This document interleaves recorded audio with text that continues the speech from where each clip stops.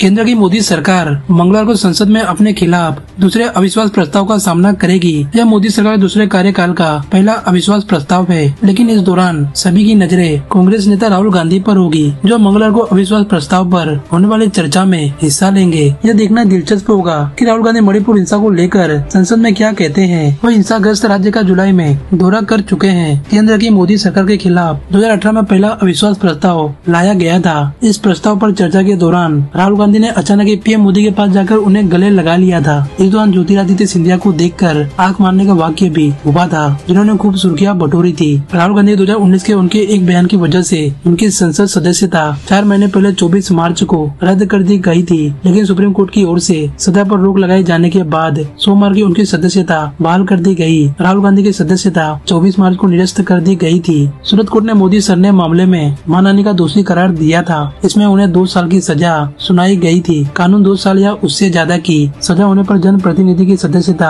रद्द हो जाती है। कर्नाटक में एक रैली में मोदी सरनेम पर विवादित टिप्पणी की थी। उन्होंने कहा था, सभी चोरों का सरनेम मोदी क्यों होता है। इसी मामले पर इसी साल 23 मार्च को उन्हें मानहानि का दोषी करार देते हुए 2 साल की सजा सुनाई गई थी। इसके बाद उनकी सदस्यता रद्द कर दी गई थी। अब 137 दिन बाद राहुल दोबारा संसद में लौटे हैं। मणिपुर में जारी संग्राम के बीच 26 जुलाई को कांग्रेस नेता गौरव गोगोई ने मोदी सरकार के खिलाफ लोकसभा में अविश्वास प्रस्ताव पेश किया था। विपक्ष मणिपुर हिंसा पर लगातार पीएम मोदी के बयान के साथ विस्तृत चर्चा की मांग कर रही है। दरअसल विपक्ष चाहता है कि प्रधानमंत्री मणिपुर मामले में संसद को संबोधित करे। लोकसभा बिजनेस एडवाइजरी कमेटी ने अविश्वास प्रस्ताव पर चर्चा के लिए 3 दिनों का समय दिया है। पीएम मोदी 10 अगस्त को इस प्रस्ताव का जवाब देंगे। 20 जुलाई 2018 को संसद में पीएम मोदी को पहले अविश्वास प्रस्ताव का सामना करना पड़ा था। आंध्र प्रदेश के विशेष राज्य का दर्जा नहीं दिए जाने से नाराज बीजेपी की सहयोगी party Telugu Desam party NDA से अलग हो गई थी। इसके बाद मोदी सरकार के खिलाफ अविश्वास प्रस्ताव लाया गया था, लेकिन प्रस्ताव पर 12 घंटे की चर्चा के बाद